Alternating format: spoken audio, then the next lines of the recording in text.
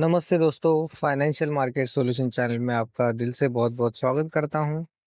आज का हमारा विषय फिर से एक बार है मल्टी बैगर स्टॉक्स या मोनोपोली स्टॉक्स आप कह सकते हो उसको, क्योंकि monopoly stock is equivalent to multi bagger stocks ही होते हैं दोस्तों। आपने देखा है कि पिछले 2 सालों में सीडीएसएल और बीएससी ये दोनों मोनोपोली वाली स्टॉक जो है आपने ऑल टाइम हाई पे चढ़ते हुए हमको देखने को मिले हैं। अब ये ऑल टाइम हाई पे पिछले 2 साल में या फिर आप कह सकते हो 1 साल में ही चढ़ते हुए हमको देखने को मिला है। और अभी भी आगे बहुत स्कोप है इन सबको। तो आगे क्या नेक्स्ट क्या लगता है आपको? इसके अलावा भी कुछ कंपनियां हैं जो बीएससी सीडीएसएल दोनों की जैसी परफॉर्म कर सकती है? हमें लगता है कि है। यही बात हम आज डिस्कस करने वाले हैं अपने आज वीडियो में। तो सीडीएसएल वैसे ही एनएसडीएल ये दोनों भी प्लेटफॉर्म है, मगर एनएसडीएल अभी तक लिस्टिंग नहीं हुई है। सीडीएसएल से ही हमारा सब कुछ होता है। आपने देखा होगा ब्रोकरेज से या फिर जो मेल आते हैं हमें सीडीएसएल से ही डिटेल्स डेटा आता है। एनएसडीएल अभी तक लिस्टेड नहीं है, भविष्य में शायद हो सकती है, तब हम आप उसके ऊपर बात करेंगे। उसी प्रकार से बीएससी और एनएससी इन दोनों में बीएससी लिस्टेड हो चुकी है, बट एनएससी अभी तक लिस्टेड नहीं है। तो अभी एनएससी जब लिस्टेड होगी तब हम उसके ऊपर बात करेंगे दोस्तों। तो अभी आपको और हमें ये समझना है कि इन मोनोपोली स्टॉक्स में इस तरह के स्टॉक कैसे फाइंड आउट करने, या फिर क्या हो सकता है कि अगर ये दोनों स्टॉक अगर मोनोपोली वाले हो चुके हैं तो इससे सिमिलर बिजनेस प्लेटफॉर्म वाले स्टॉक कौन से हैं? दोस्तों आप सभी को पता है कि मार्केट में बूम चल रही है। लोगों को शेयर मार्केट का नॉलेज बढ़ते हुए दिखाई दे रहा है। सीडीएसएल का अगर डेटा देखेंगे तो पिछले कोरोना से पहले 2 करोड़ लोग ही सिर्फ प्लेटफॉर्म पे थे शेयर मार्केट के, आज वो बढ़ के 16 करोड़ हो चुके हैं दोस्तों। रिसेंटली ये डेटा आ चुका है 16 करोड़ लोग। तो उसमें सभी लोग ट्रेडिंग या फिर इंट्राडे या इन्वेस्टमेंट नहीं करते हैं। बहुत सारे लोग अनएजुकेटेड है जो लोग करते हैं म्यूचुअल फंड में इन्वेस्टमेंट। तो आप सभी को पता है म्यूचुअल फंड में भी काफ़ी सारी कंपनियां हैं। म्यूचुअल फंड में एसआईपी के माध्यम से बहुत सारा फंड आता है, और उसी के चलते आज हम देख सकते हैं एसआईपी जो है वो एसआईपी का अकाउंट जो आ रहा है 8.76 करोड़ तक बढ़ चुका है दोस्तों।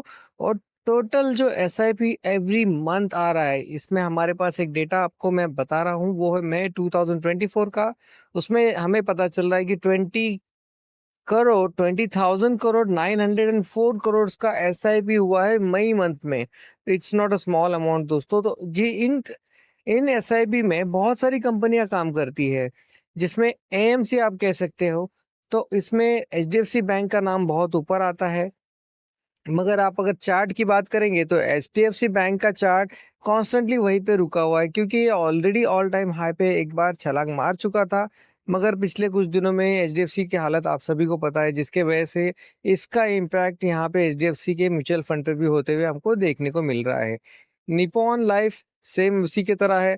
निपॉन लाइफ के भी स्टॉक्स बहुत बढ़िया काम कर रहे थे, मगर मार्केट साइडवेज होने की वजह से 2021, 22, 23 को ये परफॉर्म नहीं कर पाया, जिसकी वजह से लोगों ने 23, 24 को ज़्यादा निपॉन लाइफ में इन्वेस्टमेंट नहीं की। इसके लिए ये भी साइडवेज था, मगर 24 में फिर से एक बार ये अपनी कमांड संभालते हुए मार्केट में एग्रेसिवली बिजनेस करते हुए देखने को मिल रहा है। यूटीआई एसेट का दोस्तों एक टाइम ऐसा था कि म्यूचुअल फंड मतलब यूटीआई ऐसा उसका नाम बन चुका था, मगर आज ऐसी सिचुएशन नहीं है, कंपटीशन बहुत है। इसीलिए इसको भी हम अगर देखेंगे तो ये साइडवेज मोड पे ही था। आदित्य बिरला लाइफ ये भी साइडवेज मोड पे था। मगर ऐसी बहुत सारी an number of more than 50 plus companies है मार्केट में म्यूचुअल फंड देने वाली। मगर इसके अलावा भी हमको अगर देखना है तो इन सब का कंट्रोल या उन सब का बिजनेस हैंडल या फिर एसेट मैनेजमेंट कौन करता है, वो है CAMS computer age management services limited. ये कंपनी बेसिकली दोस्तों क्या करती है, हम आगे देखते हैं। पहले हम चार्ट को देखते हैं। अगर आप चार्ट देखेंगे, जैसे ये आईपीओ लिस्टेड हुई थी कंपनी, उसके बाद इमीडिएटली ये ऑल टाइम हाई पे गई थी, करीब करीब 3 से 6 महीने के अंदर ही। मगर उसके बाद ये धीरे धीरे धीरे धीरे नीचे आई। उसके बाद फिर से लोगों को जैसे पता चला कि इसमें और मूवमेंट हो सकती है या आगे इसमें भविष्य में अपॉर्चुनिटीज है, इसलिए इन्वेस्टर्स ने 2023 से फिर से एक बार लो को ब्रेक करते हुए अपर साइड आते आते फिर से एक बार उसका ब्रेक करते हुए अपर लो आगे बढ़ते हुए हमको देखने को मिल रही है। तो ये कंपनी भविष्य में एक मल्टीबैगर होते हुए जल्दी हमको देखने को मिलेगी। बिजनेस क्या है वो समझने की कोशिश करते हैं इस कंपनी का। म्यूचुअल फंड रजिस्टर का पूरा बिजनेस इसी कंपनी के थ्रू से होता है दोस्तों। Investor services, distribution services, asset management, companies का पूरा डिटेल मेंटेन करने का काम ये कंपनी करती है, इसीलिए इसको आप मोनोपोली वाली कंपनी कह सकते हो। तो इसके साथ में अभी एक न्यूज़ और बढ़िया यहाँ पे हमें पता चल रही है, वो है सब्सिडरी इसकी एक कंपनी है, वो है इंश्योरेंस रिपोजिटरी। ये कैम्प्स की सब्सिडरी 100% कंपनी है। इसके पास भी एक प्लस बेनिफिट आ गया है जिससे इनको और मोटा मुनाफा मिलेगा, वो है ई इंश्योरेंस मैंडेटरी। आपको सभी को पता है कि कुछ साल पहले मार्केट में सभी शेयरधारकों को फिजिकल शेयर्स के सर्टिफिकेट दिए जाते थे, बट अभी वो ई फॉर्म में हो चुके हैं, डिजिटलाइज हो चुके हैं, जो हमारे पास से सीडीएसएल के पास डिपॉजिटरी अकाउंट में रहते हैं। तो अभी वो बदलाव इंश्योरेंस सेक्टर में आते हुए हमको देखने को मिल रहा है। तो यहाँ पे अभी ई इंश्योरेंस होगा, मतलब कि कोई भी पॉलिसी धारक को फिजिकल कोई भी कॉपी नहीं मिलेगी, उसको इंश्योरेंस का एक सॉफ्ट कॉपी मिलेगा जो डिपॉजिटेड रहेगा यहाँ पे इंश्योरेंस। तो इसके वजह से कैम्स को और ज़्यादा फायदा मिलेगा, और उसका झलक हमें को मिला है 2 अप्रैल 2024 को, जैसे ये मार्केट में रिलीज हुई थी न्यूज़। मार्केट कैप अगर देखेंगे तो 18,500 करोड़ का मार्केट कैप है। ऑल टाइम हाई 3,890 लगा चुकी है, करंट प्राइस 3,800 पे स्टक है मार्केट में। प्रमोटर अगर देखेंगे आप तो ना के बराबर है, मगर इसका मतलब ये नहीं कि मार्केट में पोटेंशियल नहीं दोस्तों। यहाँ पे एफआईआईज का बहुत ही हेवी परचेस है। एफआईआईज मतलब स्मार्ट इन्वेस्टर्स, अगर उन्होंने परचेस किया तो डेफिनेटली फ्यूचर बहुत अच्छा रहेगा। डीआईएस साथ ही साथ उनके साथ 20% पे है, पब्लिक के पास भी अच्छा होल्डिंग है 24%। तो अगर आपको यहाँ पे अपॉर्चुनिटी मिलती है तो आपको लॉन्ग टर्म के लिए इसमें इन्वेस्ट करना चाहिए कैम्प्स में। अगर आप इसके कंपटीशन की बात करेंगे तो कंपटीशन में एकमात्र कंपनी है के फाइनेंस, मतलब टेक्नोलॉजीज। इसका अगर आप देखेंगे तो अभी चार्ट आप देख सकते हो, पिछले 2 साल में ही ये मल्टी बैगर मतलब डबल हो चुकी है। 344 में इसका आईपीओ आया था, उसके बाद 2 साल में देखते ही देखते ये डबल हो चुकी है।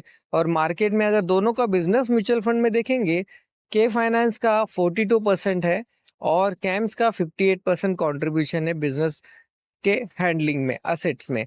ये काम सेम करती है दोस्तों, business asset management services provided का ही, साथ ही साथ म्यूचुअल फंड की सर्विसेज के ऊपर ही।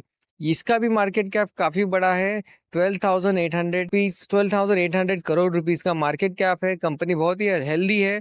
प्रॉफिट की बात करेंगे तो आप देख सकते हो 2024 में इन्होंने प्रॉफिट दिखाया था 246 करोड़ का, और डे बाय डे ये ग्रो होती जा रही है। प्रोमोटर होल्डिंग की बात करेंगे तो प्रोमोटर्स ने अपना थोड़ा सा शेयर्स बेचा है, कॉन्स्टेंटली बेच रहे हैं। 38.97% अभी होल्डिंग है।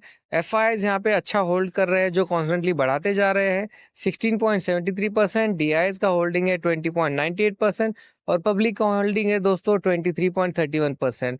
इन दोनों कंपनी में आप चॉइस कर सकते हो या फिर आप भविष्य में इसमें इन्वेस्ट कर सकते हो। आपको अगर ये वीडियो अच्छा लगा हो तो डेफिनेटली प्लीज़ लाइक, शेयर और कमेंट करना ना भूलिए। तो दोस्तों मिलते हैं अगले वीडियो में, तब तक के लिए थैंक यू वेरी मच।